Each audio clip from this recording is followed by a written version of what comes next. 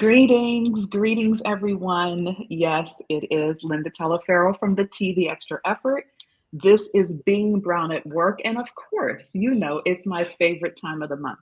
It's either the first Tuesday or the third because we have a wonderful opportunity to meet some powerhouses out here that are changing the game, changing the landscape. And this young woman if you were lucky enough to get with us part one, you met her then. But if you weren't, you can catch it on the replay and make sure that you tune in, get your notepad and notes for part two, because it's going to be just as phenomenal, if not maybe even more phenomenal than part one was. Let me tell you a little bit about Keri-Lynne Shaw. Keri-Lynne Shaw is the founder of the Salary Bump, empowering professionals to own their worth, navigate career transitions, and secure the pay they deserve. As a former chief people officer with extensive HR experience, KL has helped countless individuals articulate their value, negotiate effectively, and achieve transformative career growth.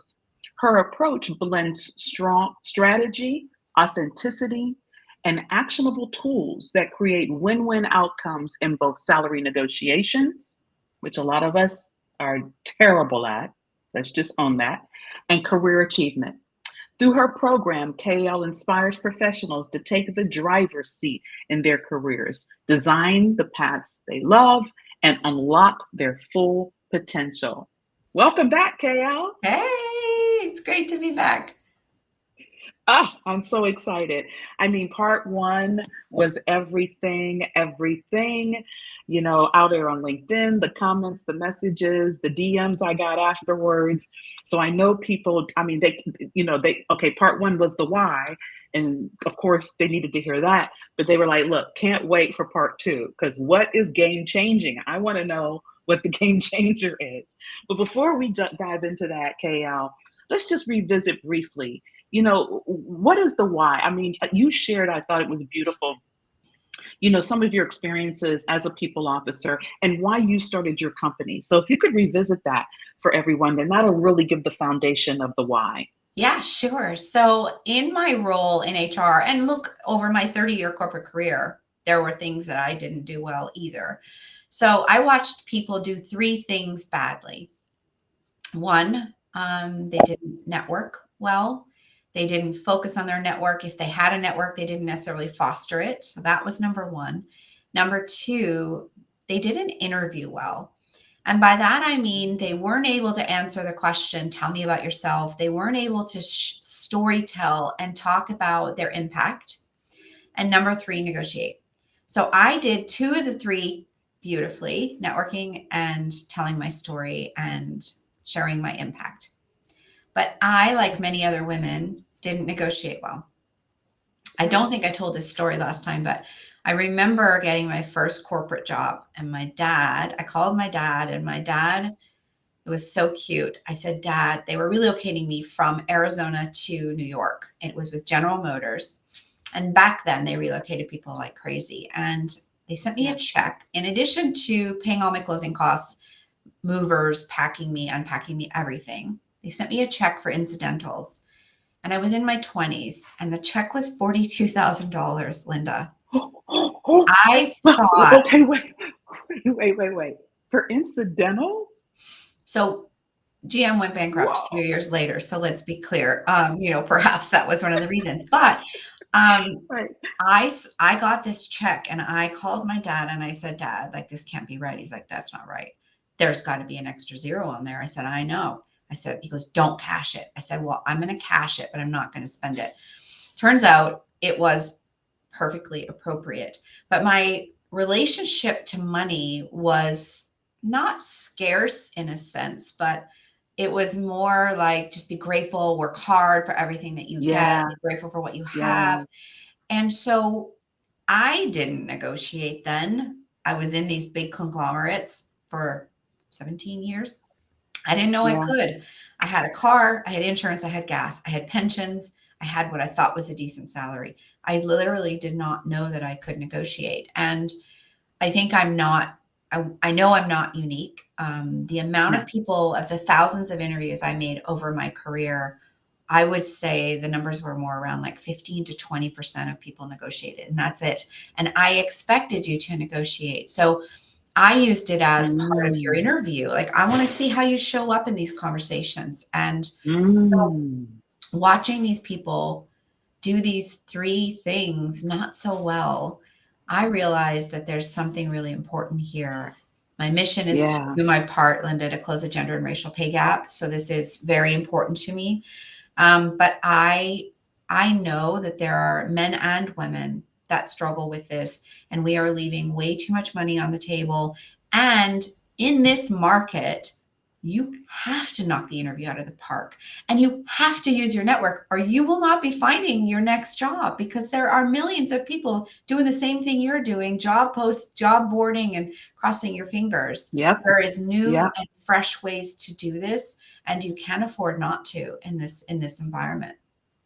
No, for sure, KL. And that's why, for me, little did I know how timely this was going to be. Our engagement, our meeting each other, and you being on Being Brown at Work, because you're absolutely right. The industry, that what's happening right now, it's even so much more critical that in those three areas that everybody is like, I mean, on their game 100%. So in all three of those areas, right? Because it is a different world right now. And the most important piece of what you said is the networking piece. I mean, because I know that I wouldn't be in my career, frankly, where I'm at today if it weren't for the people that were in my network, the people that I knew, the people that got to know me. And so, extremely important. But I don't want to leave what you just discussed, because I will tell you the same thing in my career early on. I didn't negotiate. When that offer letter came in, I signed that thing, that bad boy, real quick. You know, I probably turned it back to him either the next same day, next day. And it wasn't until much later in my career that I learned the power of negotiation. And first of all, that I could do it. And then when I did the reflection, I thought, gosh, Linda, how much money have you left on the table over the years, right? And there's so much you can negotiate. It's not just the salary alone. There's other aspects of the offer you can negotiate, right? Yeah. Which is why what you bring, your program, and the fact that you started your business is so extremely important, so sorely needed. And so, with that, we're going to forget about the why right now, and we're going to jump into those key three areas, KL. And let's start first with networking. I mean, or I'll let you start because you're the expert. In one of those three extras, where somebody should start locking in now, and what should they do now that they haven't done or do better than they've done in the past? So I want to answer one quick thing before I jump into that. You said Okay. you don't even want to know how much money you left on the table. Well, I know, and the number is between 1 million and 1.5 million Oh God, see, over I your told you career. I didn't want to know, KL. I said, Well, you I, should know, because Linda, I'm in that boat with oh, you. And so it's been really interesting because several of my recent clients, 5 of my recent clients are in their 20s, and I'm so shook by it because they are taking actions that you and I didn't take by learning these skills now, so they won't be leaving that on the table. That's how we yes, that's how we close the gender and racial pay gap, it is. is It that we do is. You're this much absolutely earlier. correct. So it's Yes, and that yes. includes men as well, right? If you don't Oh, sure. negotiate, Yeah, the number absolutely. the number of Absolutely. people that negotiate is less than 40%. It's not a big number. There's a lot of people leaving money on the table. So And we're in changing what that. you said, I didn't mean to interrupt you, but the fact that you, as an HR professional, expect people to negotiate. I'm shocked when you don't. And it's people need to know that. And Wow. statistically, 87% of the time that you negotiate, you will get a yes. Maybe not all of it, but you will get something. Sure. You mentioned it earlier. There's so many things beyond salary that we're negotiating. I mean, there's a list of 20 line items. And actually, I believe if you go onto my website, you can get it for free. It's one of my freebies that lists all of Ooh, those. ooh. Yeah. Hey, So hey, don't miss that. If you're listening, go to the website and get that little free nugget. yeah. Guarantee you after tonight, though, you're going to go beyond connecting with KL on that free nugget. But that's okay. Thank you for Uh, that, because that's sure Thank you. necessary. So I want Yeah. to come back to networking for a moment. So I did Okay. actually a TikTok video about it yesterday and on LinkedIn today about the the critical. So I'm talking specifically right now to people who have just been laid off. but this is for everyone. It is never too late to start building your network. And that's within your company, that's outside of your company. You have got to start talking to people and fostering this network and fostering these relationships. Whether you're an introvert, an extrovert, it doesn't matter. It is crucial. 80% of jobs are found via your network. So if you are not doing this, you are going to have a much slimmer chance of finding your next role. I don't know that I think I actually, every single job minus one, I found through my network. People tapping me on the shoulder, Kale, I want you on the team. Kale, I think you'd be great in this role. And they hired me for, it was hardworking and I executed, but they hired me more for my attitude Mm. inside the companies that I worked in. So building your network, it starts with being in a meeting and somebody's presenting and being inspired by them, and then sending them a note afterwards to say, I so loved your talk today. I'd love to learn more about you. I'd love to have a coffee. Are you open to that? That's how I built my network inside companies. Outside companies, LinkedIn is your absolute number one place to find people. So whether you're in a job or you're currently unemployed, instead of looking for jobs and posting for those jobs, 20% likelihood that you will even get a call back.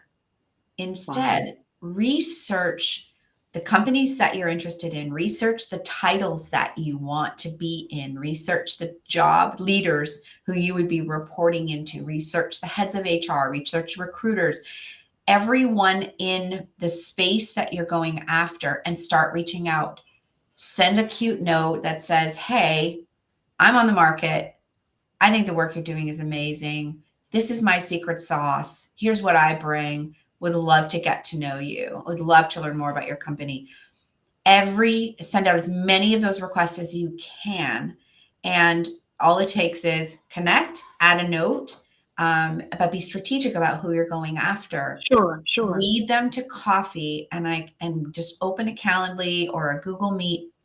There's free ones, and get as many people on the phone as possible. That's how you network. And then at the end of every Wow. one of those calls, Linda, your call to action is, this conversation was amazing. Thank you so much. Based on it, is there anyone in your network that you think I should meet?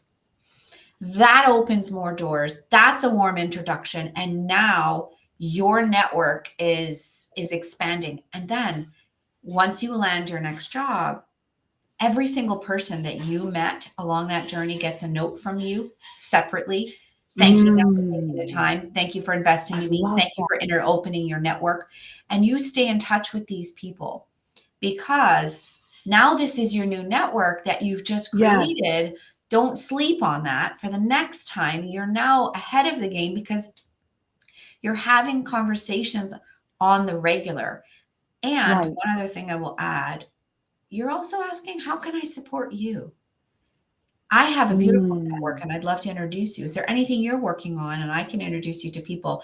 It's a two-way conversation. You're getting to know Yes. each other. It's not just what you can do for me because I'm unemployed. Like, tell me your story. I can't wait to hear who you are, what you do. Then you talk about yourself, and I'm telling you, it is absolutely game changing. 80% of jobs are found this way, people. It is the most important thing you can do right now. So, Carrie, let me ask the question that I'm sure people listening right now are thinking or asking or want to ask if they could jump in this conversation right now. Cold hitting people up like that, that's cold. Sending those messages cold works, Hell yes, or it does. people are a little turned off by it, or people think, how dare they send me this message? I don't know them. Let's be, seriously. Linda, You're the expert. Does it if work? that's the response, they're not your people. There we are. You're not going to get a response from everyone, and you can't Thank control what you. the person on the other end thinks. But if you send someone a note and say, I'm obsessed with your company, I've been following you, love the work you're doing, I would love to have a coffee and learn more about you and get to know each other. I'm on the market. I think I bring great value. There's not that many people that brave doing it anyway. So you're not getting That's that many true. DMs. That's number Very one. true. The other So true. option, if you're not at quite as cozy, comfy doing that, you can also see of these people, are they active on LinkedIn? Are they posting on a regular basis? If they're posting, comment on their stuff, like every one of their posts, ring their bell for all, Mm. and you will see every time they're posting. Same with the companies that you're interested in. Believe me when I tell you, they will see that you are commenting and engaging on their stuff. So then when you slide into their DMs, it's simple and easy. We're all just I'm human. so glad you answered the question the way you did, because I agree with you.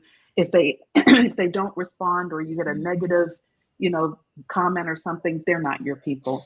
And I will tell, I mean, what you I can't even express how much value you're giving right now, because I will tell you what I was shocked with when I actually was recruited by one of the exec search firms. And when I was in the process of interviewing for this role, what I was surprised about is how much the company knew about me from my LinkedIn Mm-hmm. presence, that they had actually been following me, that they actually, so the reverse happens too. So Yeah. that's why what you're saying, for me personally, I'm hoping for everybody that's listening, if you don't believe it, I'm telling you, what she's telling you is so true.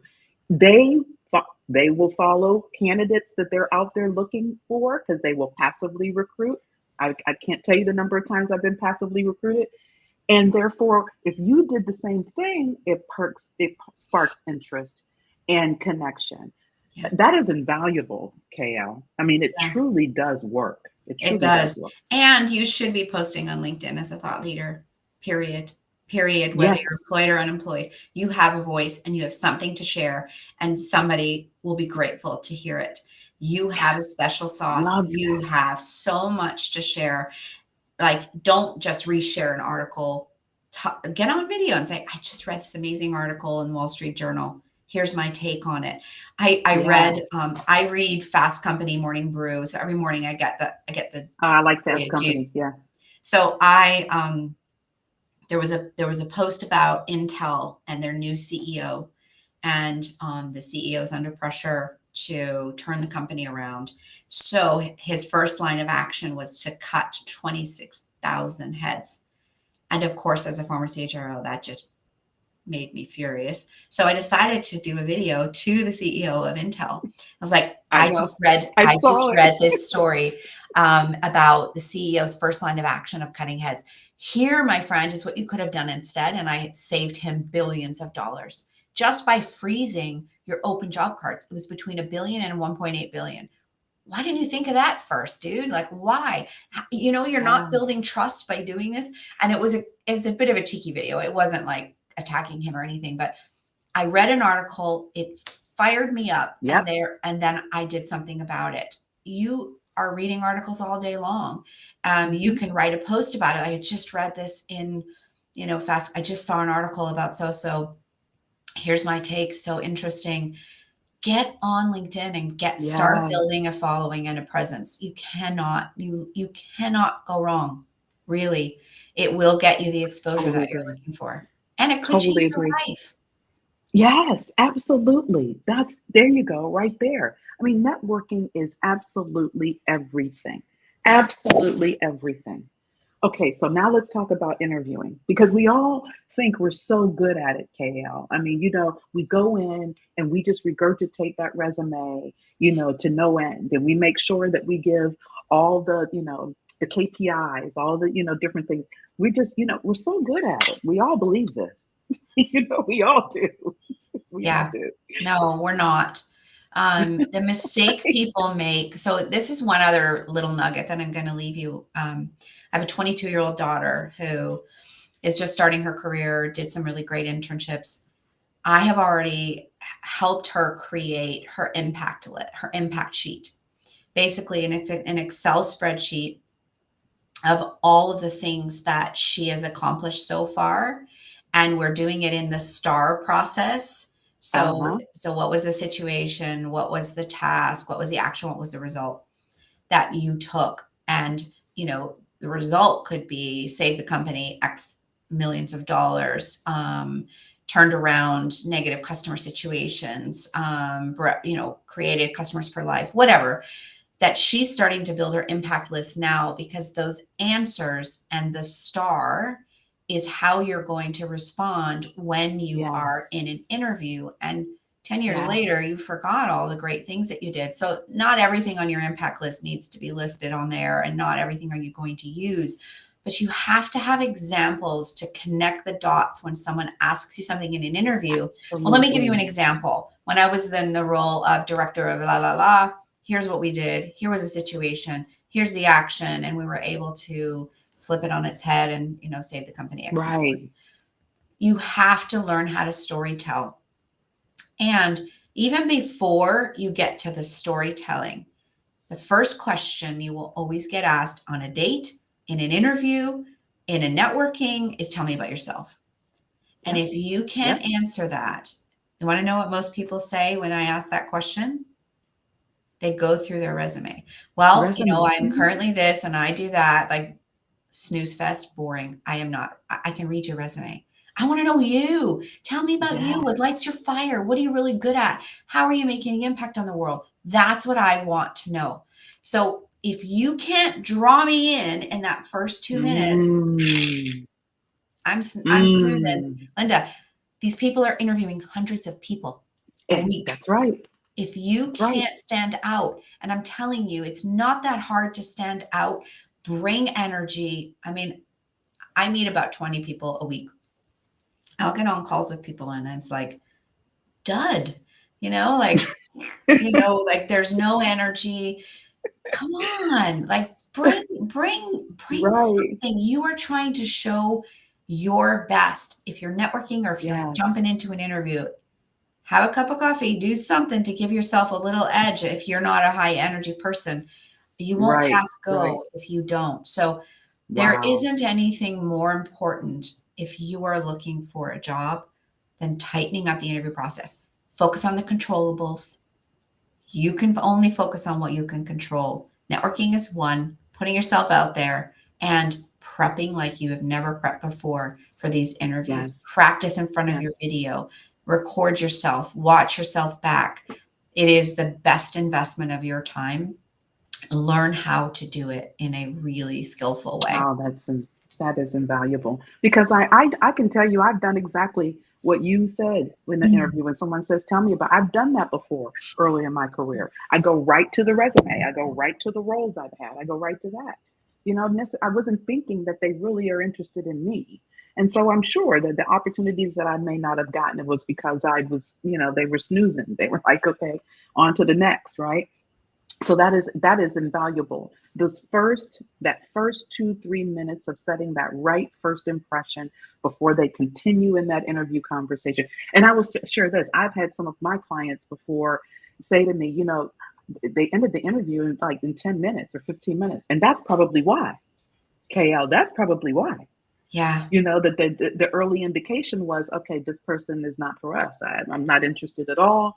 And, not a good team fit, not a good culture fit, not a good company fit, whatever it is. And I'm sure, I would bet you 9 times out of 10, it was because of that first question that they would have Or asked. that, yes, yes, or you're not conversational, Oh, there we right? go. Like, all Yes, right, well, so yes, how yes, does it yes, work in your organization? Talk to me about, your yes, customer care team. What are the things keeping you up at night?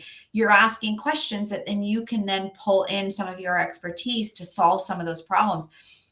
Every interview should be conversational. You've got really bad interviewers out there too. Like, let's be honest, you could sure, get a dud sure, as sure, as an interviewer as sure, well. But sure. I, there's just nothing more important than working on how you show up. And I also have a list of my favorite interview questions, which I'm happy to send to anyone. If they're not on my website, I'll send them to you. Just DM me. You should have always questions to ask. You need to Mm, understand. Talk to me about, totally agree. what does it feel like working here? What don't you like about working here? What are the challenges that your organization is facing? What are the biggest wins that Totally you've agree. had? What has your career been like? Talk to me about, how your values, how do you live them? How don't you live them? Like, there is so many things that you can ask, Yes, because you're going to love work with it. these people eventually. Exactly, So if you don't act exactly. like a human, good luck. It's not going to So work. true. Oh my God, that's so true. That's so true. Okay, so look, this is crazy because just like part one, freaking time just like just blows Well, away. we I can't we don't can't want forget to get to the salary stuff because that's the exactly. That's nuggets what I that want to is get to, okay. right? Yes, we want to do the salary piece, but Yeah. I want to talk about, yes, that's what I want to talk about right now is the Okay. salary bump, right? The Salary Bump is my company. I launched it because of those three reasons. And it Yeah, actually has turned into two additional products, the Career Bump and the Exit Bump. I there you specialize in go. helping people exit proactively, which is really, really, no one knows that they can do that. And because I sat on that side of the table, I know it can be done and successfully. I teach you how to do that. I had a woman reach out to me at an event after and tell me she was thinking she was going to retire, 35-year career. I'm like, don't, let's talk. And we got her $2.3 million. It's it's incredible. So the exit packages, some companies will play ball, some won't. There's no guarantees, but I'll tell you, Sure. asking for a proactive package is huge. But let's talk about the salary bump. So the salary bump, there's a couple of mistakes that people make, and you will get asked a question early on with a recruiter or with an HR representative. What are your salary expectations? The question. It is the worst question they could possibly ask for a few reasons. Number one, it's not just about salary. It should be, what are your compensation expectations? Compensation. Number two, you know nothing about this company. They may not be publicly traded. So how do you know what their revenue is? How do you know the number of employees? You don't. You can do as much research as possible, but you have no idea what their compensation philosophy is inside the organization. You know the title Wow. and the job description. You don't have those details. Every company, it's a free for all. They can do whatever they want salary wise. Yep. Your answer to that question should always be, listen, walk me through what the comp philosophy is here and talk to me about what you budgeted for the role. You shouldn't answer that question before they answer it, if at all Oh my possible. God. That, okay, all nuggets tonight, but I'm gonna tell you what, KO, I know you know this. That right there is a jewel beyond jewel because everyone answers it. Yeah. Everybody gives a And they they feel say, like well, they're I make obligated to. this. I make Yes, 150,000. I make 100,000. right. Don't do that. Don't ever share what you make. Don't They, ever share what you make. And don't ever give a wow. number. If you do, in fact, have to, they back you into a corner and they are making you give a range. Give a range, not a number. Make sure you've done your homework prior. Obviously, I'm here to support you, but you can go on ChatGPT. There's a link called Salary Navigator if you have the higher versions. You can also research. You can salary.com. Wow. There's Yes, yes, yes. Glassdoor. There's many sources out there that will help you to pull together what a proper range looks like. Yeah. If you give a range, the lowest number on that range should be the number you'd be happy with, the highest being the number you'd be over the moon with. And you Yeah. should try to get into the mid to high end of that. How do you Okay. position yourself? Or, what you can say is when they give you their range, they say, well, it's between 100 and 140. Great. So talk to me about what the person on the high end of that range looks like. Ah, That's your response, because then all of your answers are going to tie, so that to that. and like you've already positioned yourself at the high end of the range. And so when they make you the offer, oh, when we talked earlier, we talked about what a person looks like at the high end of that range. And, these were my responses. I see Yes. myself at the high end of that range.